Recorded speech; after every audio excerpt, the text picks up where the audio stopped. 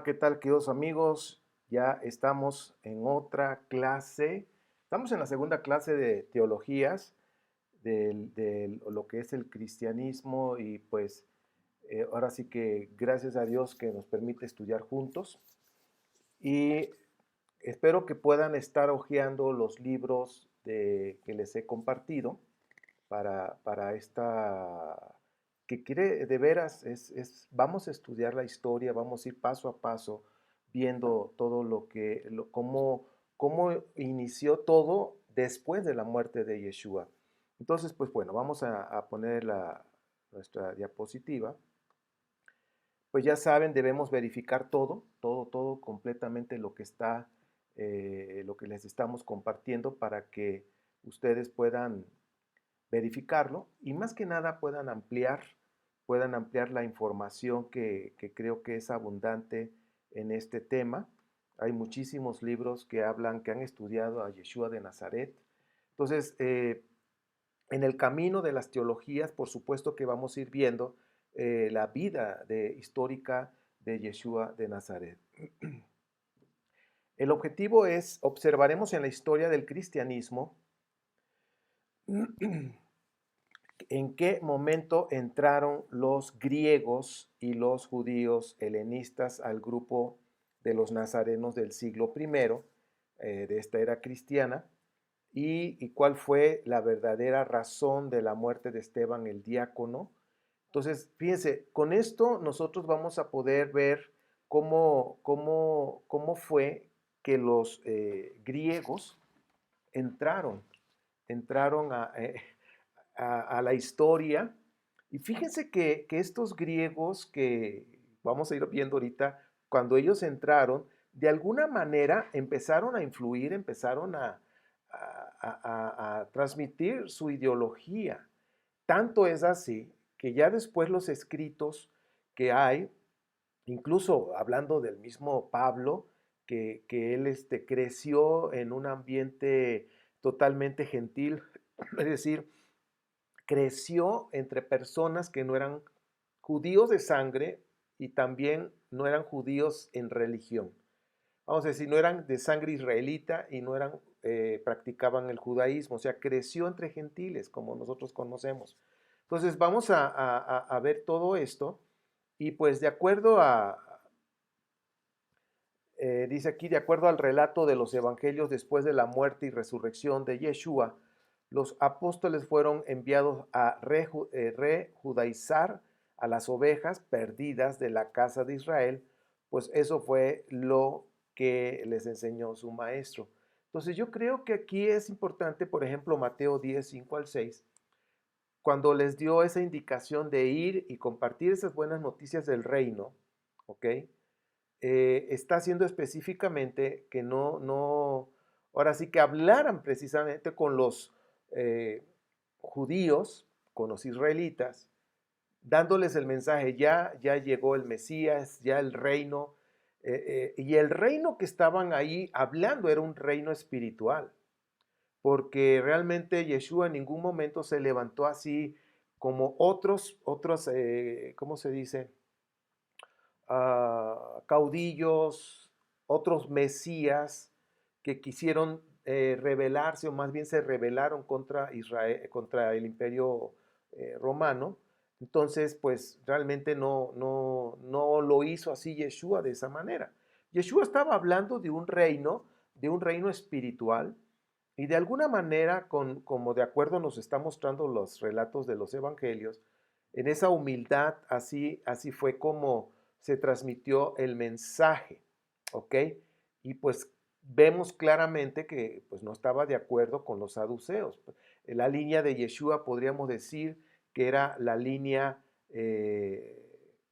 farisea.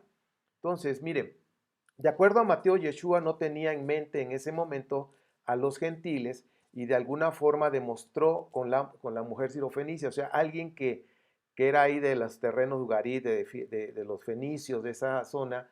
Y ya ven que yo les he dicho que en Canaán era un pase, o sea, era un lugar donde pasaban diferentes etnias, diferentes eh, personas de otros países, vamos a decirlo así, diferentes ideologías. Entonces ahí en Canaán había hititas, había egipcios, había griegos, había de todo. Entonces todos tenían su manera de pensar, todos tenían sus ideologías, tenían sus religiones. Y pues bueno, entonces en los tiempos de Yeshua había ese tipo de personas. Y Yeshua realmente, de acuerdo a los relatos, no estaba enfocado a llevar el evangelio, llevar... El evangelio es las buenas noticias del reino, ¿sí? Que el reino ya había llegado. Bueno, de acuerdo a los evangelios, no se ponen de acuerdo, uno de que va a llegar, otro que ya llegó, otro que está en ti. Entonces dice, bueno, agarramos los tres o cuál agarramos. Entonces, los relatos que hay, pues ahora sí que cada quien a su gusto, pero de acuerdo a lo que los relatos de los evangelios, pues Yeshua vino a hablar del reino, independientemente si ya llegó o no llegó. En ese momento, el tema era el reino de Dios, ¿sí? Y eso era lo que estaban hablando. Y las parábolas que Yeshua enseñaba tenían que ver con el reino de Dios, ¿ok? Y pues el reino de Dios, por supuesto que estaba relacionado con buenas obras, de practicar lo que la Torá misma estaba enseñando. Ahora, Pedro y su hermano Andrés eran hijos de un pescador de nivel económico medio y vivían en una aldea llamada Naún, ¿sí? Y Kaf significa, en el idioma hebreo, significa aldea. Y es por eso que se dice Cafarnaún o Cafarnaún o Capernaún, como lo vemos en la Biblia, ¿sí? Entonces estamos hablando de la aldea de Nahum, la aldea Nahum, y ahí vivían precisamente Pedro y Andrés. Y como les dije hace un momento, eran hijos de un pescador de un nivel medio, o sea, no eran pobres, tenían un nivel medio, vivían bien, y ellos eran seguidores, estoy hablando de Pedro y de su hermano Andrés, eran seguidores precisamente de un esenio llamado Juan o Johanan, Juan el Bautista, Juan el Inmersor, ¿ok? Juan el Esenio. Entonces, recordemos que en el primer siglo habían los saduceos, los fariseos, los esenios y los celotes, que eran grupos importantes en el primer siglo. Y por supuesto que ahí ya dentro con los celotes había lo que se conoce los sicarios, que usaban la sica, un cuchillo especial para poder matar o para matar a los soldados o a los, es decir, a los que se pusieran en contra, ahora sí que a los romanos que estaban oprimiendo al pueblo israelita. Entonces tenemos a los celotes y que usaban la sica y que eran los sicarios famosos, que son los que mataban, por eso lo guardaban, como usaban túnicas, lo guardaban y pasaban junto a la persona que querían matar y le daban la estocada y pum, caía y pues quién fue, nadie supo y se iban, ¿no? Los sicarios eran personas que estaban alquilados para matar. Pero los básicos son entonces saduceos, fariseos, esenios y celotes. Ahora, otro seguidor, precisamente hablando de los celotes, era Simón el Cananeo, o el celador, o el celote, que pertenecía al grupo nacionalista de los celotes. Entonces, los celotes eran hombres, como les dije hace un momento, eran hombres de fe judía y podían morir frente a las tropas del Imperio Romano para liberar el territorio israelita de las manos de los idólatras, que en este caso eran los romanos. Entonces ellos podían pelear ahí y dar toda la vida, celotes por decir, celosos. Entonces eran nacionalistas, querían defender y querían recuperar la tierra. Simón, el celote, pertenecía a la ala nacionalista y militar judía. Entonces, fíjense que el tipo de persona que andaba, ahora sí que siguiendo al rabino, al maestro Yeshua de Nazaret. Este personaje llamado Simón pertenecía y era a estos nacionalistas, era adicto a las enseñanzas de Judas el gaulonita, ¿ok? El gaulonita, este Simón era partidario, seguía las enseñanzas, Vamos a pensar que si tuviera el YouTube, seguía las pláticas de este varón. Entonces, las enseñanzas de Judas el Gaulonita era un personaje nacionalista judío que levantaba al pueblo hebreo a luchar militarmente contra Roma y pues predicando la guerra a muerte frente al invasor romano para salvar al pueblo de la patria que era Judea. Entonces, pues era un nacionalista, era alguien que movía las masas ahí, que movía, bueno, no a todos, pero sí movía un número considerable. Y Simón le gustaba la ideología y seguía esa ideología precisamente de Judas el Gaulonita. Entonces, estamos hablando ya precisamente de que había revueltas, había gente que se levantaba contra el imperio, entonces estaban ahí los celotes, estamos hablando de Simón.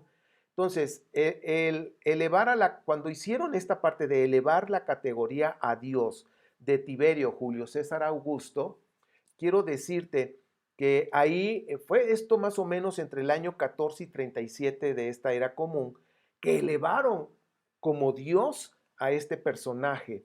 Y pues para los judíos era una blasfemia que consideraran a este emperador como un Dios, y pues era una blasfemia sagrada para el nombre del Dios de Israel. Entonces, vemos que el pueblo judío se alzó en armas frente a Roma en cada oportunidad que aparecía y pues lo aprovechaba. ¿Por qué? En ese año 14, entre el 14 y el 37, pues fue cuando consideraron, y repito, como Dios a Tiberio Julio César Augusto. Entonces, esta era una de las razones de esas revueltas, y pues durante el tiempo pues fue del 14 al 37 de esta era común. Entonces le tocó de esa parte a Yeshua, pero después de la muerte de Yeshua, pues se fue agudizando todas esas revueltas. Ahora, por eso fue que una de las razones, y tenemos que ir comprendiendo la historia, para poder ahora sí que visualizar las teologías que nacieron y cómo nacieron, tenemos que ver la historia. Entonces, a Yeshua le tocó parte de todo, de cuando tomaron a Tiberio como Dios, y por eso fue que una de las razones por lo que los saduceos, que por supuesto como Yeshua era fariseo y los saduceos estaban en contra, y pues Yeshua estaba hablando fuertemente contra la corrupción de estos saduceos, pues no, la única manera de poderlo quitar del camino era pues levantando falso testimonio, que eso no estaban practicando Torah, por supuesto, y pues acusarlo de sedición, y por esa razón, ya lo hemos dicho, por esa razón fue que murió Yeshua, por sedición. Bien, entonces Simón el cananeo, que estamos hablando precisamente, el celote, deriva su nombre de Cainá, esto es idioma arameo, el celote, ¿ok? Y su nombre aparece precisamente en Lucas 6:15. En Lucas 6:15 y en Hechos 1:13 aparece precisamente el nombre de este personaje llamado el celote. Bien, ahora es interesante ver que los discípulos de Yeshua de Nazaret existían elementos representativos de todos los grupos ideológicos judíos de aquel momento. Por eso yo les estoy diciendo, esos 12 eran de diferentes ideologías que tenían a otros como este Simón, que le gustaba la ideología de este personaje Judas, que estaba en contra de Roma. Había otros pues con ideas de los esenios también, como Pedro y su hermano Andrés, porque seguían precisamente a Juan el Bautista. Ahora, la primera diferencia entre los nazarenos, recuerden que los nazarenos son los seguidores de Yeshua, ¿ok? Que eran judíos. Vamos a hablar, los nazarenos en los tiempos de Yeshua eran judíos, ahora de Judea, eran gente de ahí israelita, que practicaban de alguna manera el judaísmo del primer siglo de esta era común, o conocido como el judaísmo rabínico, fariseo. Bien, entonces estos nazarenos, la diferencia con la demás población, con el resto de la población judía, es que ellos creían en el Mesías, que era Yeshua, que ya había llegado a Israel, y que lamentablemente las autoridades autoridades de Israel, las autoridades de Jerusalén, no lo reconocieron. Yo creo que esta parte, ahora sí que estaban dentro de los mismos fariseos, los nazarenos, los seguidores de Yeshua, estaban dentro de los mismos fariseos, aunque Yeshua también era fariseo, pero Yeshua tenía de diferentes, tomaba lo mejor de los esenios, lo mejor de los fariseos y de las escuelas que en aquel tiempo, pues la de Shammai y la de Hillel, tomaban los mejores principios y eso es lo que enseñaba a sus seguidores, a sus discípulos. Entonces lo que estamos viendo es que precisamente los nazarenos, la diferencia con los judíos del resto de la población es que simplemente los nazarenos creían en Yeshua, que era el Mesías que ya había venido, que según las promesas que estaban esperando un Mesías, pues él era y que ya vino, que había resucitado y que va a regresar. Entonces vemos eso y los judíos, el resto de la población judía que practicaban el fariseísmo, pues practicaban la misma religión excepto la ideología del Mesías Yeshua. Entonces, esa era la única diferencia con los demás. Así que la primera idea directiva del grupo era que Israel se debía enterar de la redención mesiánica que ya había llegado. Entonces, una de las tareas que tenían después, como dicen los relatos, después que murió Yeshua, era dar a conocer esa noticia a la población de Israel, ¿ok? Y estaban concentrados precisamente a los israelitas. La mayoría de los nazarenos creían firmemente que en la llegada final de los tiempos y que ya se hallaba muy próximo, ya estaba por acabar. Yo quiero que tomes en cuenta esto. Fíjense cómo la idea de lo que son de una idea mesiánica, que ya les dije que nació después del exilio, se acentuó también muy fuerte en la época de los macabeos, y que en esos 600 años, en el menos 300 hasta el 300 de esta era común, fueron cuando nacieron todos esos escritos apocalípticos y mesiánicos. Siempre la era mesiánica es esperar los mejores tiempos.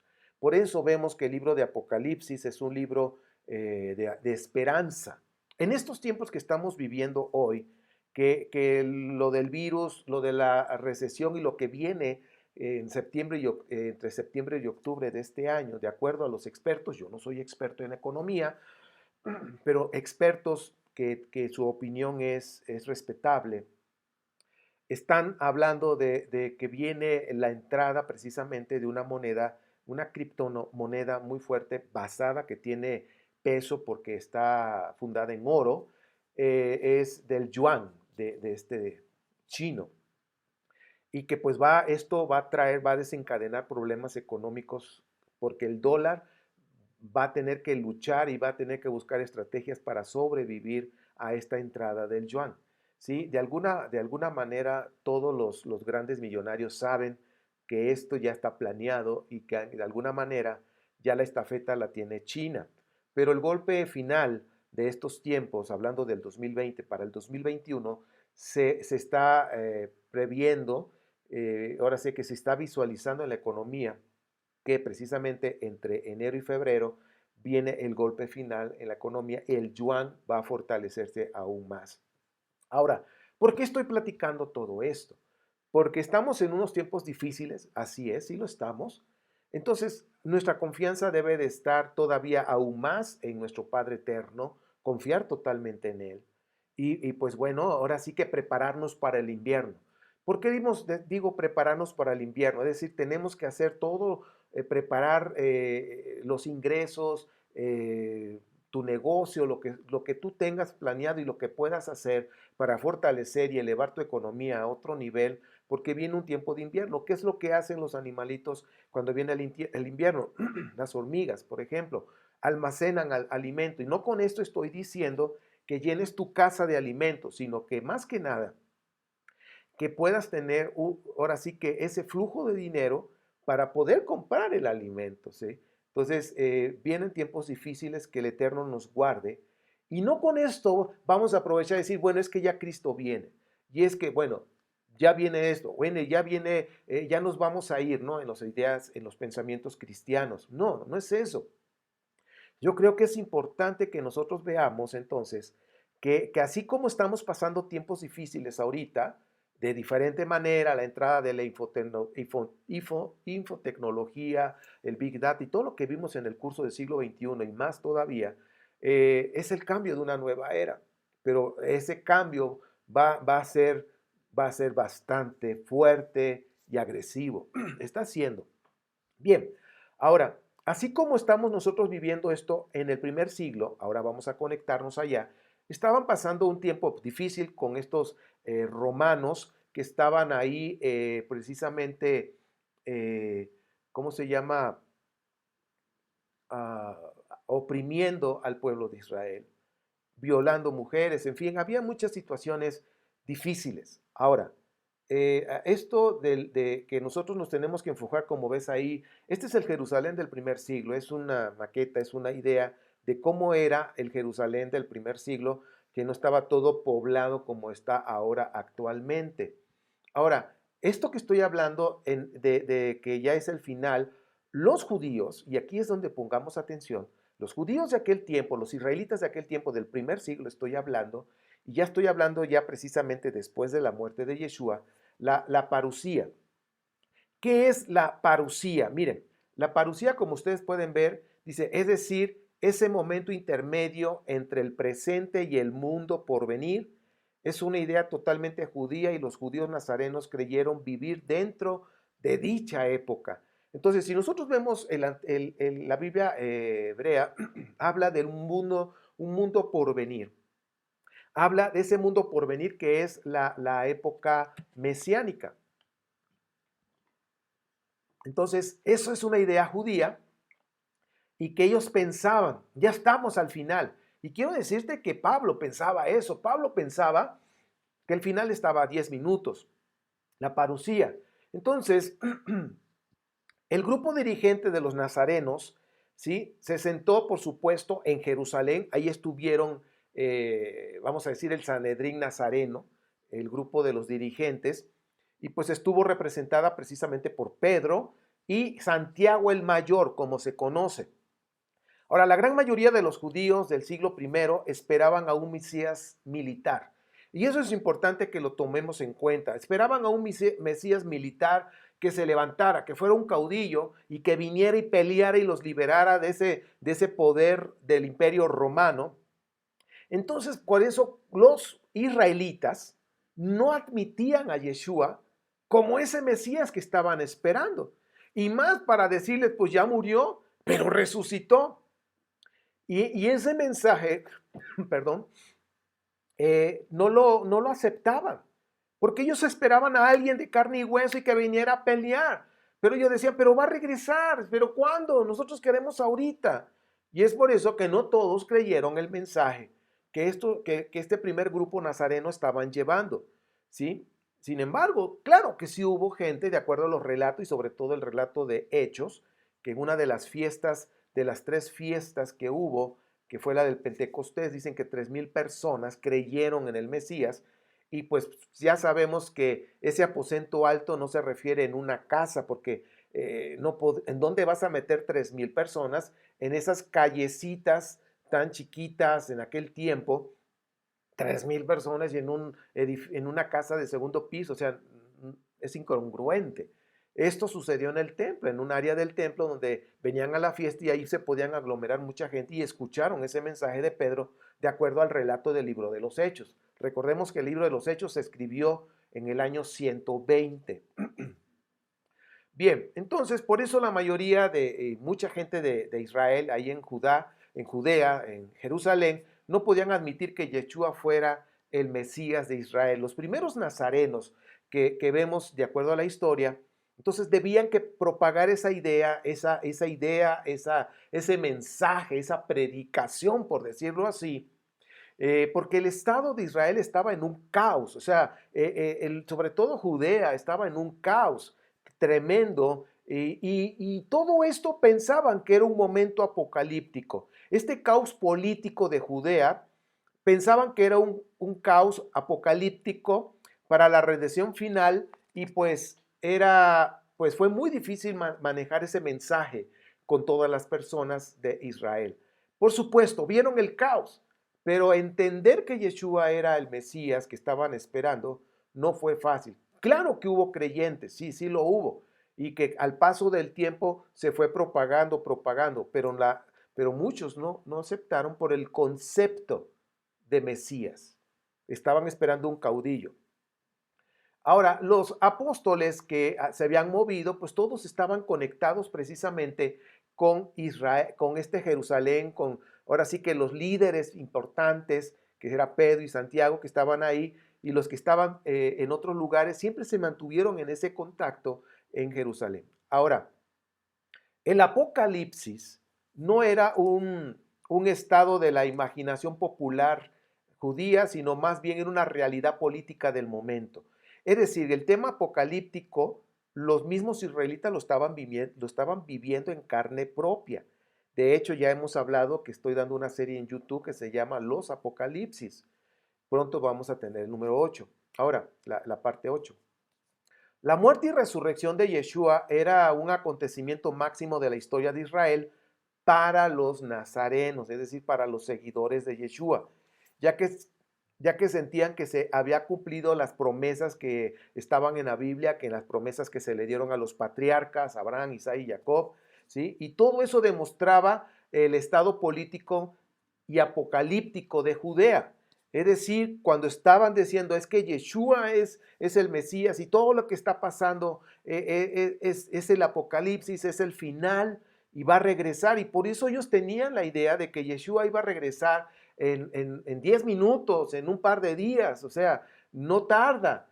Pero han pasado 2000 años y en cada acontecimiento difícil que pasa la humanidad y que los nazarenos o los creyentes o los mesiánicos, como ahora conocemos también, siempre dicen, ya Cristo viene, ahora sí va a venir. Y pues miren, ustedes saben que han pasado muchas enfermedades, ahora sí que pandemias, pestes a lo largo después de la muerte de Yeshua hasta el día de hoy. Han habido muchas pestes donde ha muerto muchísima gente y cada una de esas épocas todos pensaban que era el final, que ya Yeshua iba a regresar.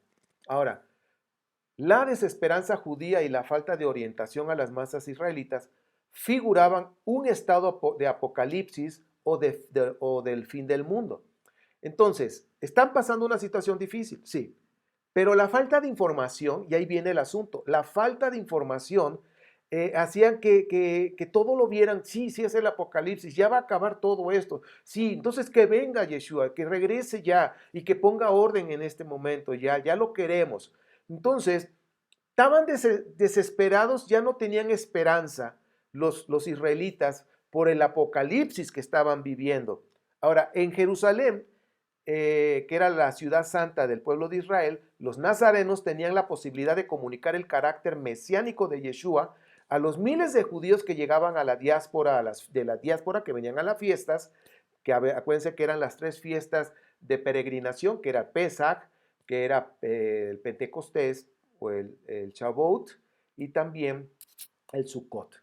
Bien, entonces, siempre que venían a las fiestas, los nazarenos aprovechaban para que esas personas de la diáspora que venían les compartían el mensaje de esperanza de un Mesías que es Yeshua de Nazaret, que había venido, que era un hombre de humildad, que nos había enseñado y bla, bla, y así hablaban ellos, y él murió, pero él resucitó y va a regresar.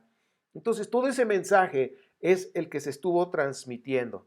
Ahora, la principal dificultad que tuvieron los nazarenos era el tema de la resurrección, la de Yeshua y la de los muertos, porque se dice que cuando viniera la era mesiánica, los muertos justos, hablando de Israel, iban a levantarse, de acuerdo también a Daniel, capítulo 12, que Daniel no es un libro profético, aclaración, es un libro visionario. Entonces, de acuerdo a la visión que tuvo Daniel, habla de que va a haber un momento que se van a levantar los muertos justos. Ahora, este tema era objeto de división entre los saduceos y los fariseos, y no se puede configurar esta dificultad como algo específico de los nazarenos, sino como parte del fariseísmo. Recuerden que los nazarenos eran fariseos. Entonces, de alguna manera, como eran fariseos o estaban en esa línea, pues los saduceos pues no los querían tampoco porque estaban de la línea de los fariseos. Ahora, los saduceos no creían en la resurrección, ya les he dicho, pues yo vivo bien en este tiempo. Acuérdense que eran políticos, tenían muy buenos ingresos, sobre todo cuando venían las fiestas, que venían miles de personas, dejaban muchísimo dinero en el templo, como ya hemos platicado la función del templo, entraba muchísimo dinero, muchísimo dinero. Entonces vivían bien, dice, pues yo, y los fariseos pensaban en la resurrección, la era mesiánica, y decir, pues vamos a tener mejores tiempos cuando resucitemos y cosas así. Y los saduceos, pues yo no necesito eso, yo estoy bien ahorita. Entonces, no creían de alguna manera en la resurrección futura de los muertos, pues ya que, dice, ya que esta idea viene precisamente del judaísmo, ¿sí? Y ellos decían, los saduceos, miren, esta idea que ustedes tienen de la resurrección, que era una idea fuerte en el judaísmo del primer siglo o del primer templo, los saduceos dicen, miren, esa idea que ustedes tienen la tomaron de Babilonia. Cuando el pueblo regresó de Babilonia, se trajeron esa idea de la resurrección. Por eso nosotros no aceptamos nada de Babilonia, entre comillas, ¿verdad? Porque hay muchas cosas de Babilonia en el judaísmo. Bueno, entonces ellos por eso no aceptaban esa filosofía precisamente de los saduceos, ¿sí? Los saduceos del primer siglo, que eran personas religiosas, muy religiosas, extremistas, entre comillas. Bien, ahora vamos a ver aquí que los saduceos, antes de ver la siguiente diapositiva, temían que la autoridad rabínica en ascenso terminara reemplazando precisamente a la autoridad central del gran templo de Jerusalén, dominado políticamente por los saduceos. Ellos tenían ese temor de que de alguna manera los fariseos subieran y ascendieran a la cuestión política y que fueran desplazados. Entonces, por eso es que los nazarenos ahora sí que estaban dentro de los fariseos, se congregaban en las sinagogas para escuchar la lectura de la Torá. Ahora, los nazarenos que seguían las enseñanzas de Yeshua de Nazaret sufrieron exilios y persecuciones por parte del poder político saduceo. La aflicción ideológica de los nazarenos era netamente farisea, como les he dicho y les he estado diciendo en esta clase. Para el judaísmo tradicional fariseo, los nazarenos eran aceptados plenamente dentro del judaísmo. Ahora, los conflictos que se desarrollaron en el marco histórico eran disputas interjudías entre saduceos y fariseos, o también entre los militares que estaban en contra de los romanos y los pacifistas. O sea, había gente que sí se manifestaba, pero eran pacifistas, eran tranquilos, no eran agresivos, iban a las armas. Uno de ellos, de los pacifistas, era el esenio Juan el Bautista. Entonces, estamos hablando que había conflictos, ¿sí? En este marco histórico que estamos visualizando de este primer siglo, y pues había, como siempre, cuando hay 2 o 3 judíos, hay 5 o 6 opiniones. Entonces, esto era lo que estaba pasando. Los primeros mártires que vemos en la Biblia, de los nazarenos, de los seguidores de Yeshua, no eran hombres considerados herejes dentro del judaísmo oficial, sino eran fariseos que se encontraban en una lucha política contra los judíos saduceos, es decir, contra los saduceos que se habían aliado al imperio romano. Entonces había una lucha política, no perdamos de vista eso, ¿ok? Los saduceos y los fariseos, había una lucha política en primer plano y en segundo plano sus ideologías religiosas o espirituales. Ahora, los nazarenos, como parte del movimiento fariseo, defendían en cierto modo las bases auténticas del judaísmo rabínico. Es decir, los nazarenos no estaban en contra de ese judaísmo rabínico, lo defendían. Ahora vemos aquí en la pantalla, dice, en Jerusalén, además de los judíos nativos, de los que habían nacido ahí en Judea, existían otros judíos, otros israelitas, en otro grupo, vamos a decirlo así. Estaban los gentiles griegos, y aquí es donde vamos a poner atención. Estaban los gentiles griegos que habían abrazado el judaísmo, y también estaban los judíos griegos que mantenían su propio idioma, sus propias costumbres, y hasta construían sus propias sinagogas para las oraciones religiosas. Entonces ya tenemos dos grupos, los gentiles y los judíos, que eran precisamente de los griegos, que eran griegos. Entonces ahí tenemos una idea de cómo eran sus reuniones, de alguna manera el pintor, y de acuerdo a la historia, pues hizo este cuadro para que nosotros nos demos cuenta cómo eran muchos de estos judíos nazarenos y muchos de los que se estaban agregando, que eran griegos y que eran judíos griegos.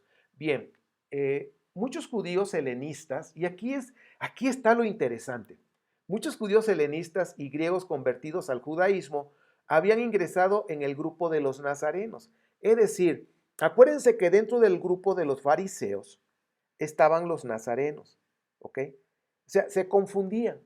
Lo único que los hacían diferentes es que ese grupo nazareno, un grupo minoritario, comparado a la demás población, a eso me refiero, ellos, lo único que los diferenciaba es que ellos creían en Yeshua.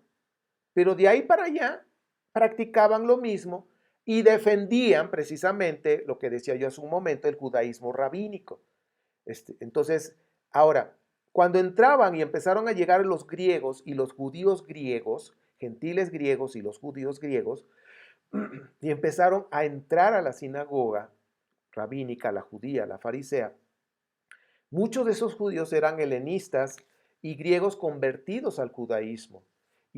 Pues, pero cuando entraron al grupo de esa sinagoga, muchos de ellos se habían ido con el grupo nazareno, habían creído el mensaje de esperanza de los nazarenos, ¿sí? Ahora, los primeros seguidores de Yeshua eran la mayoría galileos o del territorio de Judea, es decir, que no tenían influencias helenistas o helenizantes de ninguna forma, porque todos estaban en las sinagogas judías, tenían la ideología farisea, rabínica, como Yeshua lo tenía. Entonces, no había una influencia helenista, griega, el pensamiento griego no estaba ahí, en ese grupo. Pero ya después de la muerte de Yeshua en las sinagogas que empezaron a llegar, empezaron a involucrarse con los nazarenos. Ahora, después de la muerte de Yeshua, se unieron un grupo de judíos helenistas cuyas costumbres no eran las mismas que la de los judíos de ahí de Jerusalén, del territorio patrio, ¿sí? Además de que muchos se habían convertido al judaísmo. Entonces, imagínate, traían sus costumbres, sus ideas, sus mitos griegos, pensamientos helenistas, sus pensamientos filosóficos de Platón y de otros más que había, como los dije en la primer clase que había diferentes filosofías. Entonces, imagínate, esa gente se empezó a meter a las sinagogas y muchos se empezaron a meter con el grupo de los nazarenos, ¿ok? Creyeron y eran parte del grupo de los nazarenos. Ahora, el problema que enfrentaron los primeros nazarenos es que no había una representación para los miembros judíos de la cultura griega y para los conversos al judaísmo. Y por eso vemos el capítulo de Hechos, capítulo 6:1, de estos griegos que de alguna manera estaban diciendo que no tenían una representación dentro de ese mismo grupo. Y pues buscaron una solución y pues no hablamos todavía de gentiles, o sea, de los que no eran judíos, sino que era un grupo que querían un lugar dentro de la estructura del movimiento judeo-nazareno o judeo-cristiano, como le dicen ahora, pero de acuerdo al lenguaje del primer siglo, judeo-nazareno, sino que eran de judíos de cultura helenista. Es decir, judíos que habían abrazado de alguna manera el pensamiento, la ideología helenista, pero que ya se habían acercado al judaísmo y que estaban con el grupo de los nazarenos y que ese grupo de judíos helenistas estaban pidiendo tener una representación. Es decir, oye, aquí nosotros no figuramos, queremos ser parte activa también con ustedes, ¿sí? Entonces, así fue como los griegos empezaron a involucrarse. Y dice ahí en la pantalla, los griegos que se convertían al judaísmo tomaban partido por uno de los grupos judíos existentes. Unos se hacían saduceos y miembros respetables de la alta sociedad judía de Jerusalén. Otros, dice, se enrolaban entre los grupos de los ermitaños judíos, que son los esenios. y otros engrosaban las filas de los celotes o los ultranacionalistas judíos. Entonces podemos ver que algunos griegos ya empezaron a tomar partido, empezaron a ver sus grupos en dónde involucrarse. Entonces algunos griegos pasaron al grupo de los nazarenos. Sin embargo, los judíos helenistas, es decir, judíos que habían nacido dentro de la cultura griega, y los griegos convertidos al judaísmo no sentían poseer una representación dentro del grupo judeo-nazareno o dentro del grupo nazareno. No se sentían representados, no se sentían involucrados. Y fue así como aparecieron ya la palabra diácono. Eso abrió la puerta a que aparecieran los diáconos, cuyo número fue 7. Se iniciaron con el 7 y pues es coincidente que con el número de 7, los 7 hombres que poseían el consejo municipal judío en cada una de las ciudades. Es decir, en cada ciudad había un consejo municipal de 7 hombres. Y así lo hicieron, levantaron en este lugar que estamos hablando ahí en Jerusalén, 7 hombres, ¿ok? Pero eran precisamente estos judíos helenistas, acuérdense, estamos hablando de estos judíos helenistas que nacieron en esa cultura y que traían también esa mentalidad, pero ahora creían en Yeshua, ¿ok? Ahora, los primeros, de acuerdo al relato del libro de los Hechos, es Esteban, Felipe, Prócoro, Nicanor, Timón, Parmenas y Nicolau o Nicolás. Este último era un prosélito de Antioquía, ¿ok? Aquí está en la pantalla para que ustedes lo puedan ver.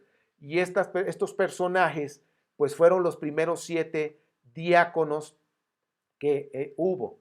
Ahora, 6 de los 7 diáconos, ahí vemos cómo los estaban ordenando, estaban orando por ellos.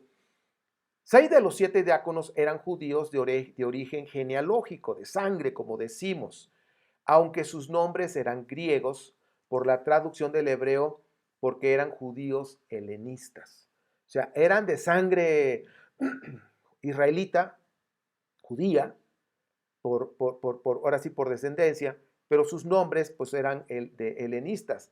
Solamente uno era griego y que había convertido y era Nicolás.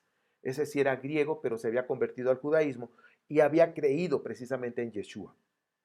Estos 7 diáconos o ayudantes asumían las mismas funciones, ojo con lo que voy a decir, que tenían los antiguos levitas, que ayudaban a los sacerdotes. ¿Qué hacían los levitas? Ayudaban a los sacerdotes. Entonces, una de las funciones del diácono era ayudar. Aquí no había sacerdotes del templo, sino eran los apóstoles, a los enviados a llevar el mensaje del reino. Entonces, ellos estaban así para eso, para ayudar, como lo hacían los levitas. Ahora, es así como los 12, hablando de estos 12 apóstoles, delegaron ciertas funciones a estos 7 diáconos, estos hombres que todos eran judíos menos uno, como acabo de decir, quienes por su juventud pudieron predicar por toda Judea y las aldeas judías para hablar de Yeshua. Y entonces había aldeas judías nazarenas, es decir, había aldeas donde creían precisamente en Yeshua. Entonces también se dispersaron. Estos 7 jóvenes, que eran jóvenes judíos, eran más audaces que los mismos apóstoles, que los 12 apóstoles, pues ya algunos eran más grandes de edad y por supuesto no se pueden comparar en esa agilidad. Y pues dice que estos jóvenes judíos eran más audaces que los propios 12, que nunca buscaban conflictos directos con el partido saduceo del Sanedrín. Es decir, ellos no buscaban estar peleando, ellos llevaban el mensaje. Estos jóvenes eran mucho más liberales que el grupo de los 12. Esto sí, hay que entenderlo. Los diáconos eran más liberales, ¿ok? Que los 12 eran un poco más ortodoxos. Mientras que Pedro se dirigía al pueblo judío de Jerusalén, exhortando a aceptar la llegada mesiánica precisamente de Yeshua de Nazaret, el Sanedrín, y aquí viene algún asunto interesante, el Sanedrín quería terminar con los judíos helenistas de la ciudad, ¿ok?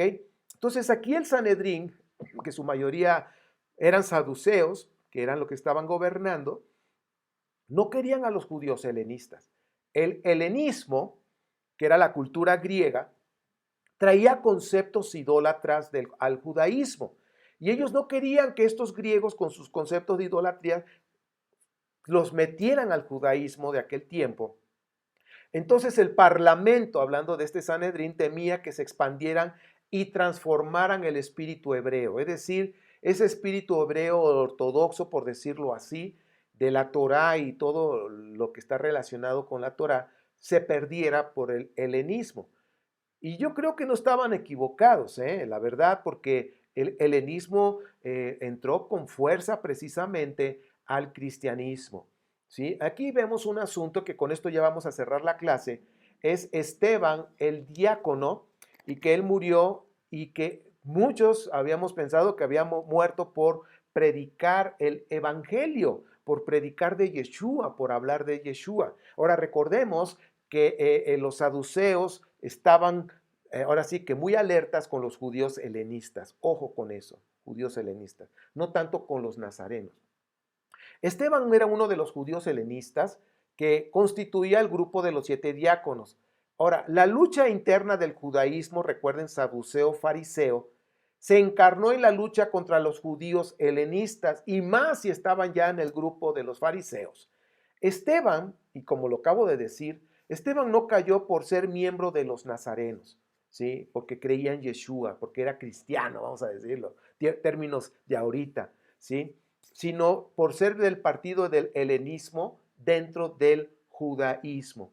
Entonces, pues ya el cristianismo posterior, hablando de a partir del siglo segundo, del año 100 en adelante, el cristianismo posterior, por decirlo así, vio en la figura precisamente de Esteban al hombre que defendió el carácter mesiánico de Yeshua de Nazaret, pero más bien la causa de la muerte fue la crítica al poder saduceo gobernante, aliado al imperio, y no por predicar los pensamientos mesiánicos cuando nos referimos a Yeshua.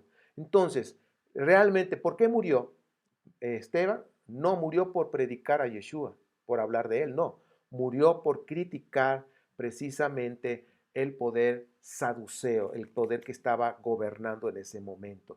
Pues bueno, esta es la clase de hoy y en este pequeño viaje que hicimos es para que nos demos cuenta cómo estuvo en el primer siglo y cómo de alguna manera entraron ya los helenistas. Y recuerden que los helenistas traen ciertas ideas que necesitamos ir identificando, que después se convierten en teologías. Entonces, espero que esta clase haya sido de gran ayuda para visualizar la historia del cristianismo y sus teologías, que es la segunda clase. Y pues bueno, ¿cómo se dice?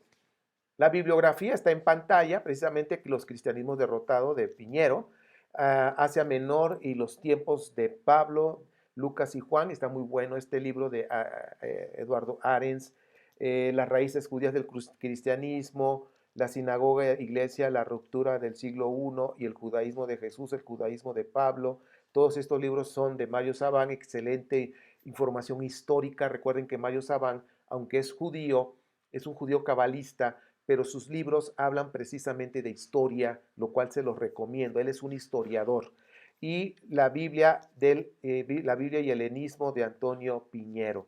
Pues bueno, estos son los libros que recomiendo para este curso. Vamos, de acuerdo, vayamos avanzando, pues vamos a ir viendo. Pues bueno, nos estamos viendo con el favor del Padre Eterno en la próxima clase. Que mi Padre Eterno te bendiga y te guarde, haga resplandecer su rostro sobre ti, extienda su amor, te dé gracia, alce su rostro sobre ti y te dé shalom, te dé paz en tu vida, en tu familia, matrimonio, donde quiera que estés. Te mando un fuerte abrazo y nos vemos en la próxima. Y shalom, shalom, shalom, shalom.